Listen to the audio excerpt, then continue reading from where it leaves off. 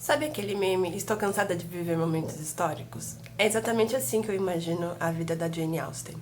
A Jane Austen ela tinha cerca de 13 anos de idade quando a França e a Inglaterra foram chacoalhadas politicamente, intelectualmente, socialmente, pelas mudanças da Revolução Francesa. E aí, diante então desse cenário, eu sempre fiquei pensando como que a Austen se comportou durante aquele período, ou seja, que livros ela leu, o que ela escreveu, o que ela pensava sobre aquele período, se ela pensava, se ela se manifestou, se ela não se manifestou, por que ela não fez isso. E isso é muito interessante, principalmente porque muitos não, alguns parentes da Austen, eles acabaram sendo alvos da guilhotina. Então ali a gente tem uma mulher, uma autora, que estava cercada de momentos históricos, de uma grande mudança histórica, na Europa, e também estava sendo, de uma certa forma, influenciada pessoalmente por esses acontecimentos.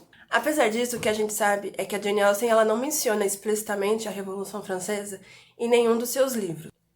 Mas, apesar disso, existem registros históricos que mostram a Austen ativamente engajada nas leituras que ela realizava e também formas como isso foi mencionado na sua escrita com referências literárias. Então, ali a gente tem, por exemplo, alguns indícios de que a Austen lia autores como Edmund Burke e a Mary Wollstonecraft, que foram grandes vozes durante a Revolução Francesa e que engatilharam, vamos dizer assim, grandes discussões políticas e filosóficas sobre aquele período.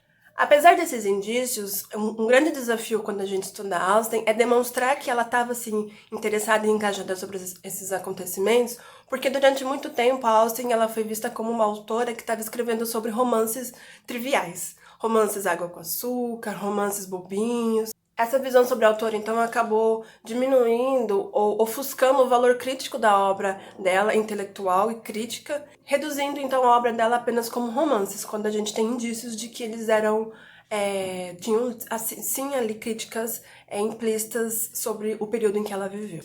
Porque as pessoas que liam a Austen de maneira romântica, de maneira que só queriam ali absorver a história de romance sobre ela, elas não achavam que fosse possível envolver romance e política no mesmo jogo de narrativa.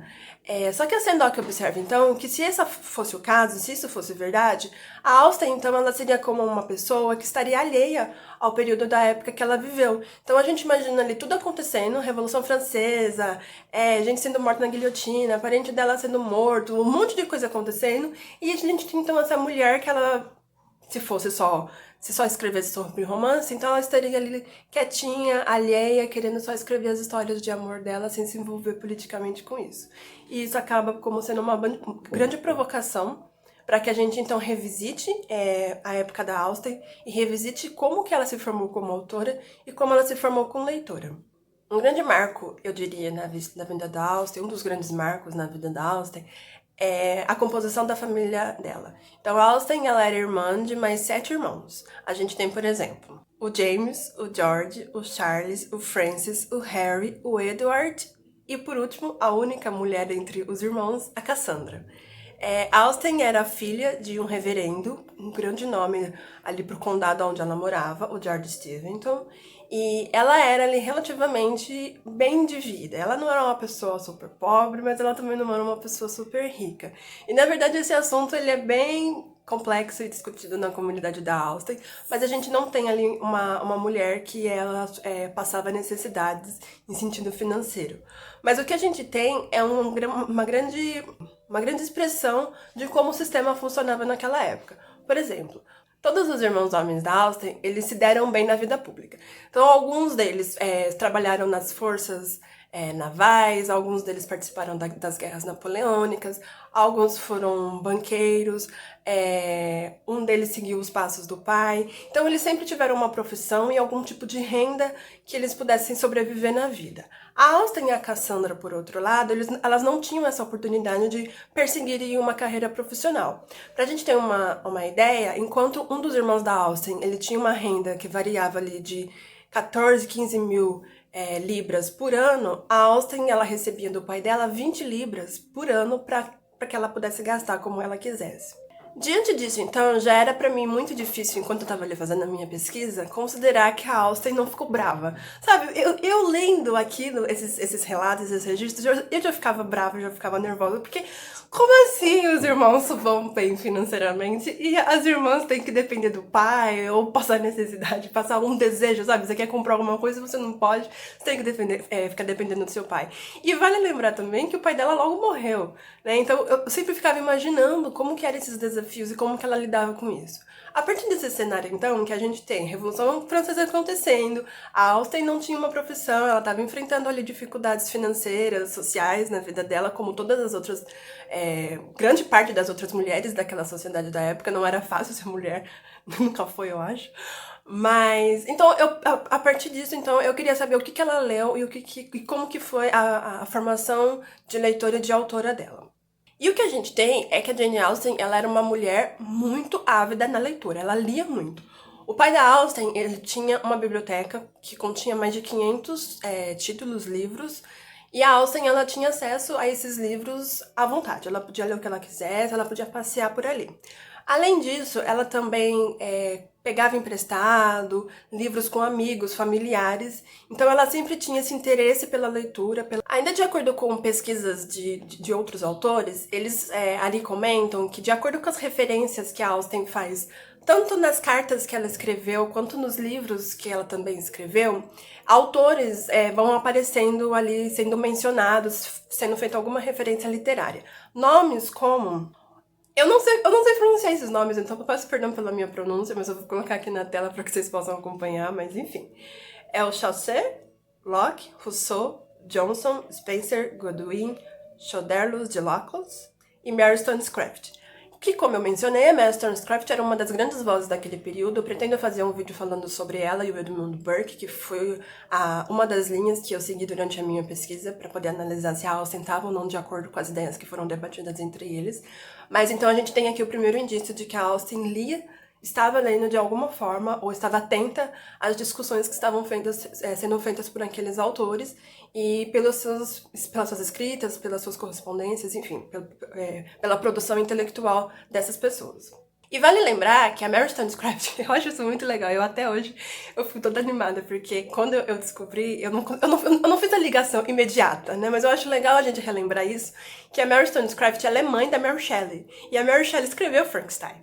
Então, pra mim, e foi um período muito curto ali, né, a Austen morreu em 1817, se eu não me engano, e a Mary Shelley escreveu Frankenstein. E aí eu fiquei sempre pensando, da possibilidade, sabe? Teve muito perto ali da Austen ter lido Frankenstein, já que ela lia, possivelmente ela leu as coisas da Mary Wollstonecraft, então ela quase leu Frankenstein. Isso seria incrível saber o que ela achou desse livro. Enfim, fica aí uma nota pra quem gosta disso. E ali sobre a formação de leitora da Austen, eu busquei então analisar quais eram os livros que a Austen lia. E o que a gente tem é que a autora favorita da Austen era a Frances Burney, que era uma grande romancista para a época. Ela era famosa e super bem conceituada. O Thompson, ele analisa que possivelmente o título de Orgulho e Preconceito é uma referência, uma alusão, ele usa essa palavra, é uma alusão à frase final do livro da Burney, o livro Cecília da Burney. Além dessa alusão que a Austen fez em relação ao livro da Burney, um outro momento histórico importante é a gente analisar que um dos primeiros registros impressos sobre o nome da Austen, se não o primeiro registro impresso da Austen, acontece quando a Austen se inscreve como assinante do livro da Frances Burney. Porque naquela época era comum que as autoras não quisessem que os livros fossem financiados pelas editoras, porque se elas fossem financiados pelos leitores, isso geraria uma renda maior para elas. Então elas tinham ali quase a mesma lógica dos dias de hoje, sabe? Quando a gente se inscreve num canal, ou assina alguma revista, ou apoia algum artista, alguém que a gente gosta, e aí aquela pessoa recebe o dinheiro diretamente da gente. É mais ou menos essa lógica, e aí aparecia então uma lista com os nomes das pessoas que se inscreveram, e a Austen aparece então como escrita. Eu acho muito bonitinho, é muito interessante ver o quanto ela apreciava tanto a autora e a obra que ela estava escrevendo, que ela se pagou em dinheiro, sabe? Ela foi lá e foi apoiar financeiramente para ela. É um movimento muito interessante de você olhar do ponto de vista feminino, de como ela estava se envolvendo com aquilo que ela lia, e ela gostava tanto que o nome dela foi parar em versão impressa. Dois outros registros acontecem em outras romancistas que ela também gostava, 1808 e 1813, de também mulheres que escreveram romances, e ela ali estava apoiando financeiramente essas mulheres. Mas além dos romances, a gente também tem indícios, registros históricos de que a Austen lia outros livros que não só romances. Ela lia, então, livros que falavam de literatura, livros críticos, livros que falavam sobre a sociedade inglesa da época. Dois títulos importantes sobre isso Curiosities, de Isaac de Israeli, eu não sei se é assim que pronuncia o nome dele. Esse livro, ele tem várias anotações, marcações mesmo, os grifos, anotações nas marginálias do livro. Eu não consegui, na verdade, ter acesso a quais foram essas anotações, porque o livro estava em leilão, até 2023, eu acho. Então ali a gente está começando a ter alguma coisa para vir em domínio público, mas eu não tive acesso a quais eram essas anotações da Austen. O que tinha era uma foto ou outra que mostrava ali um rabisco a lápis, uma passagem, uma reportagem do The Guardian, se eu não me engano, se é o The Guardian ou se é uma outra revista. Mas enfim, eles mencionam ali que tinham passagens muito específicas que falavam ali sobre adjetivos, discutiam certas coisas sobre a época, e é muito interessante a gente analisar isso, porque foi o período em que a Austen estava escrevendo Razão e Sensibilidade, Orgulho e Preconceito. Então, e aí fica, né, se a gente ficar de especulação na academia, de ver como que essas anotações, se a gente conseguir acesso a essas anotações, como que essas anotações aparecem em Razão e Sensibilidade, Orgulho e Preconceito, se ela se aproveitou ou não disso. Outro título se chama Elegant Tract, que foi um livro mencionado no livro da Emma, e aí ele está explicitamente escrito, referenciado no livro Emma, e além disso a Austen também presenteou esse livro à sobrinha dela, a Anne Froy. Apesar disso, desses dois livros serem muito legais, assim, aconteceu então na minha pesquisa, dois livros que me chamaram a atenção, que é o History of England, do Hume, acho que é assim que pronuncia o nome dele, e History of Scotland, do Hobson. Um é de 1754 e outro é de 1781. E aí o que acontece nesses livros é que a Austen, ela está ali claramente fazendo comentários sobre esses livros. Então são livros que estão falando sobre a história do país dela, sobre as rainhas, os reis, a monarquia de uma forma geral, e ela faz comentários bem assertivos, em que fica explícito o que ela concorda e o que ela não concorda sobre o que esses autores estão falando sobre essas pessoas.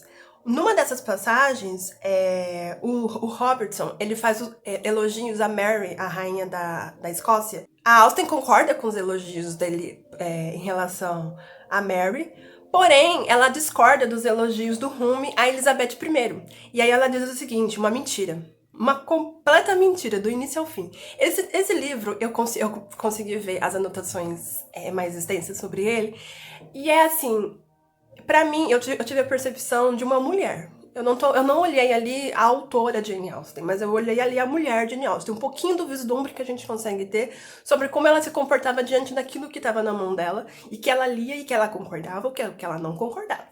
E ele sempre fica... Pra mim, ele já era muito difícil falar assim, mas será que dá pra analisar Jane Austen em política? A gente tem ali uma mulher expressando a opinião dela e falando o que ela concorda e o que ela não concorda com aquilo. Em 1791, então, inspirada por essas leituras que ela fez, ela vai escrever, então, o próprio livro de sátiras dela, que são pequenas biografias dos reis, como se fosse uma cronologia, né, da história da Inglaterra, e ela vai, então, satirizar esses reis e essas rainhas.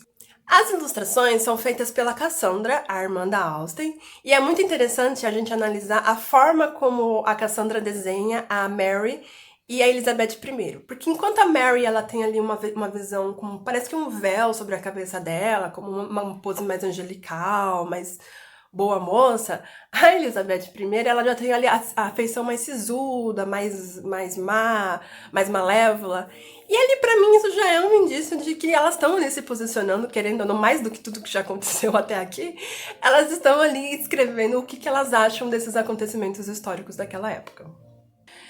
Mas a partir disso que a Austen consumia, eu acho sempre interessante analisar que ela consumia livros, mesmo aqueles livros que ela não concordava. Então você tem uma autora que tá comentando, tá anotando, tá fazendo ali as suas avaliações, mesmo com aqueles títulos que ela não concorda. Eu não concordo com o que esse autor falou, mas eu vou fazer aqui anotações.